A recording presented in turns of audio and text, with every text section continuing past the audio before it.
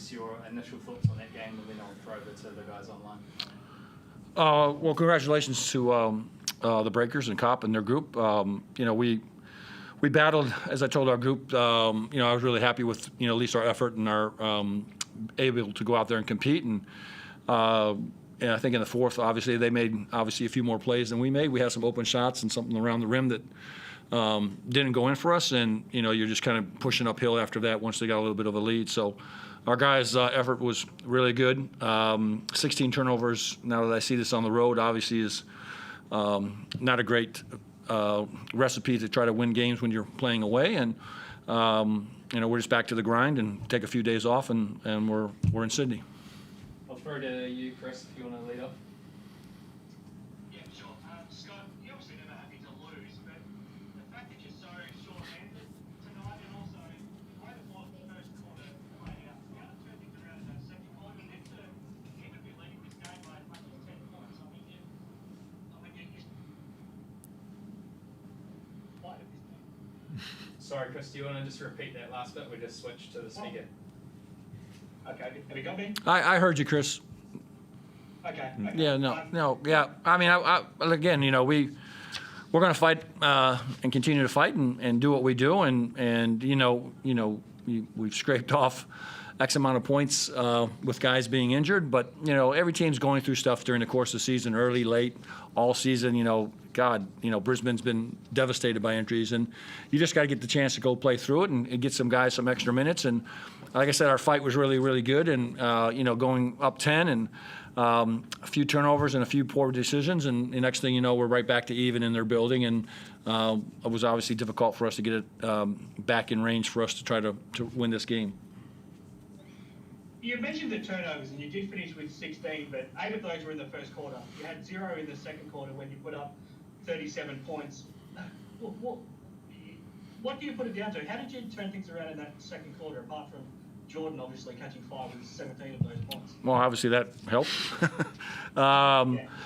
When you see the ball go in, obviously that helps across the board for any player.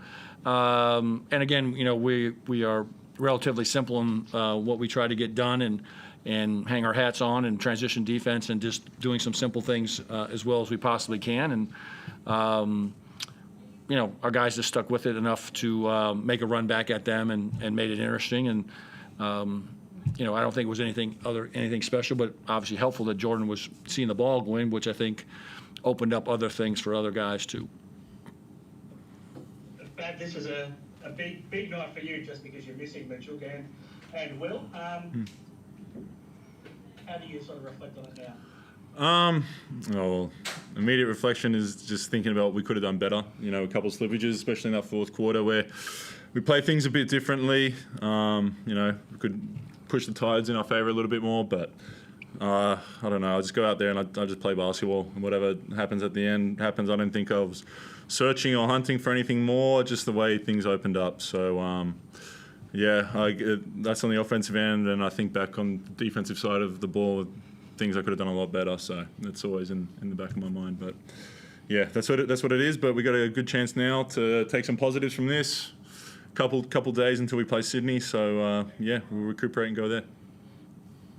When you're playing the 5 spot in a game like this, it couldn't be too big a contrast when Marco's in the game, and then when he's not in the game, and you've got to try to match up with Meninga. I mean, how challenging is it from your point of view to try to prepare for 2 totally different games? I've been an undersized centre my whole career, so whenever I'm playing that position, I'm going up against the guys who are 3-4 inches taller than me. It gets a bit different when it's almost a foot, but it's just the same thing, doing what I can and try and make things as difficult. But then, as you said, Sam's been having a hell of a year. He had a hell of a night, and he just it's a different challenge, especially when he's hitting those 3 balls. So he just makes it difficult for us to adjust. So it's a different challenge, but I guess I'm always kind of thinking about that anyway, and what I just need to do, whoever I'm guarding.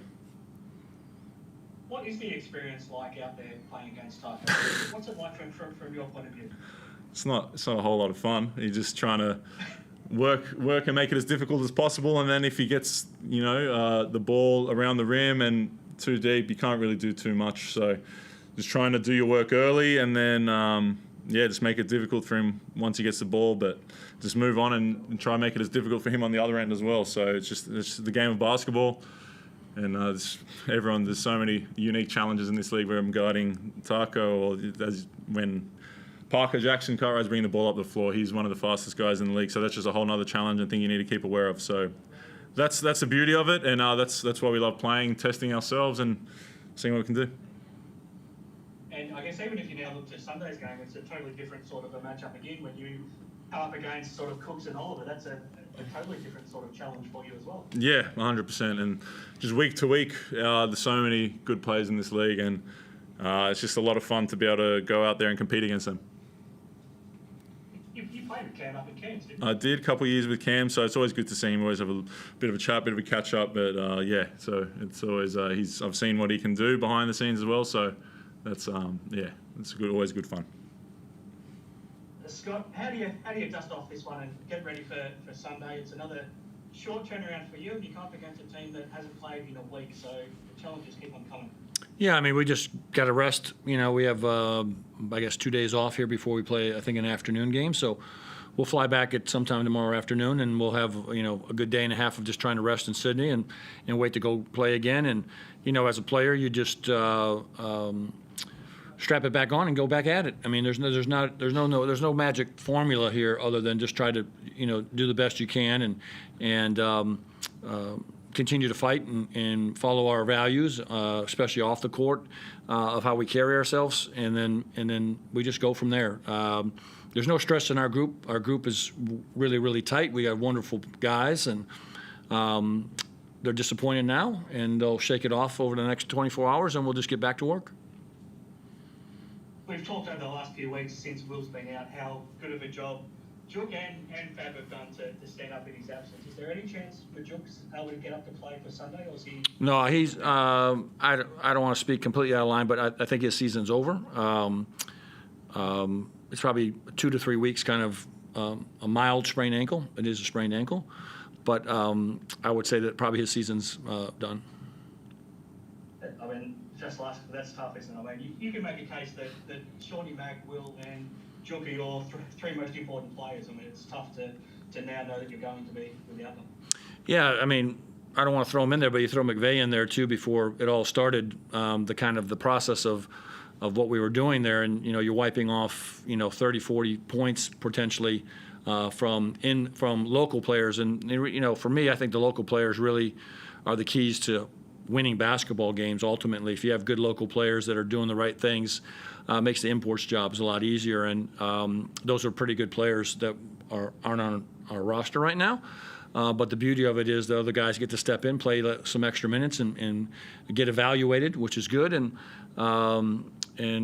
you just take advantage of those minutes you get, and it is what it is. Again, we'll show up in Sydney and play as hard as we possibly can, and I believe that we can get a few of these across the line if we can just be a little bit sharper at certain points of the game. Yeah, perfect. Thanks very much, guys. Yep. Thanks, guys. Beautiful. Thanks. Thank you.